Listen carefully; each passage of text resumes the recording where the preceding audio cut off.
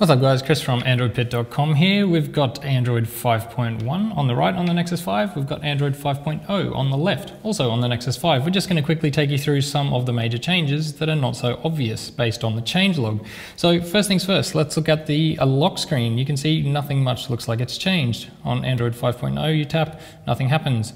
You may remember from the Android L developer preview, we had this nice little bounce thing. It's just to let you know that obviously you have a swipeable lock screen. So let's get into the quick settings. This is where most of the visual changes have happened. Now you can see on Android 5.1 on the right, we've got a few more options here. Things like invert colors, which is kind of nice for accessibility. Now you can long press and hold to remove these, and they will come back to the quick settings next time you enable them in the regular settings menu. Now taking a look at the Wi-Fi and Bluetooth sections on both as well, you can see that on the left we don't have any options. We just press it to turn on and off, and if we press the one at the bottom we go straight to the regular settings menu, which is kind of a little bit annoying really. In Android 5.1 we can turn it on and off, but we now have a little down arrow which takes us to a sort of mini menu right there in the quick settings, which is kind of cool.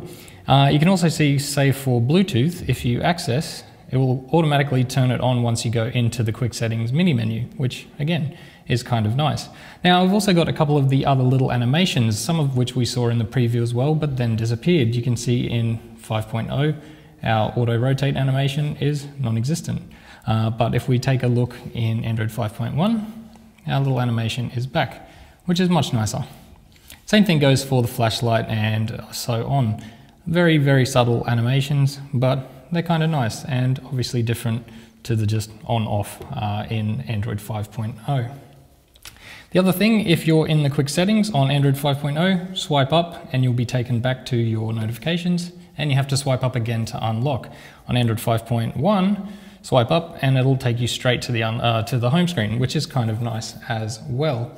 Now, one of the other differences, which is kind of cool, screen pinning. So you'll remember screen pinning lets you pin an app to your home screen so no one can back out and go into other apps that you don't want them to. So this is what it looks like on Android 5.0. If we go to, let's go to here, so you can't read my emails. Actually, we'll go to the clock.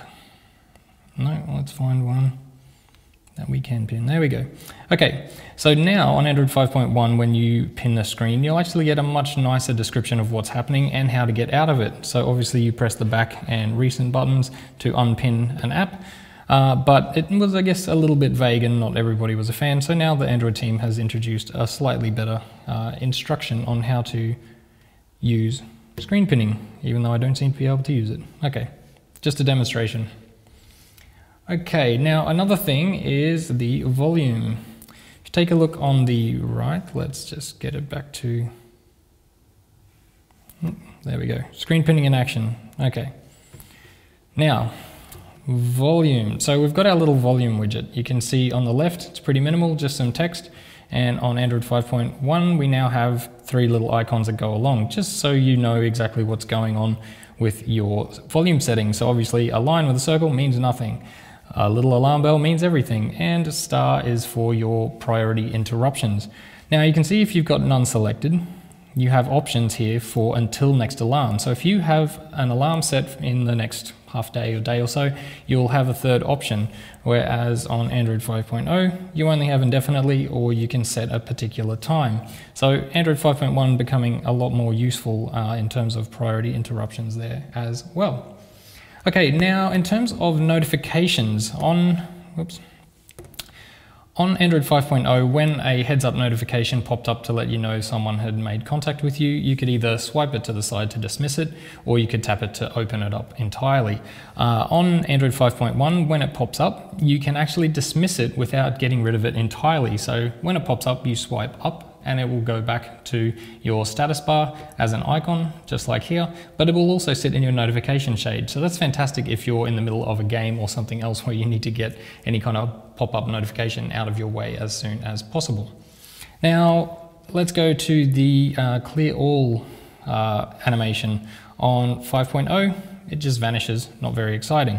On 5.1, it's a little bit sexier. Now, that's pretty much it for the visual changes. There's some other stuff. The memory leak problem that was hitting the Nexus 5, especially on Android 5.0, seems to be cleared up in 5.1. I can't say that for sure. It's only early days yet, but we'll bring you more information on that in the near future. There's obviously some other stuff for devices that aren't the Nexus 5, dual SIM support and device protection if you're on a Nexus 6 or Nexus 9. Also HD voice for supported devices, which again the Nexus 5 is not, and it's only on certain carriers. One other thing actually, in the Recents app, the recent apps list, the cleared apps that used to miraculously come back to life, that's actually being cleared up too. So we're kind of happy to see that, because that was actually really irritating. But that's about it for now, guys. We will bring you more on the Android 5.1 update, along with some more info on the Nexus 5. Stay tuned and subscribe to the channel.